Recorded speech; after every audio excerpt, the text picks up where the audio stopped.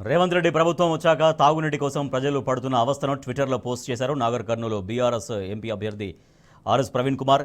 నాగర్ కర్నూలు జిల్లా పెంట్లవల్లి మండలం మల్లేశ్వరంలో 2 రోజులుగా మిషన్ భగీరథ నీటి సరఫరా నిలిచిపోగా అధికారులు కంటి తుడుపుగా ట్యాంకర్ ద్వారా 2 ట్రిప్పుల నీటిని సరఫరా చేశారు. అయితే ఆ నీరు సరిపోకపోవడంతో ట్యాంకర్ వద్ద మహిళల మధ్య తోపులాట జరిగింది. కేసీఆర్ హయాంలో తాగునీటి కోసం ఎలాంటి ఇబ్బందులు పడలేదని, రేవంత్ రెడ్డి వచ్చాక కనీసం తాగునీళ్లు ఇవ్వలేని దుస్థితిలో ఉన్నారంటూ మహిళలు శాపనార్థాలు పెడుతున్నారని ఆర్ఎస్ ప్రవీణ్ కుమార్ పేర్కొన్నారు.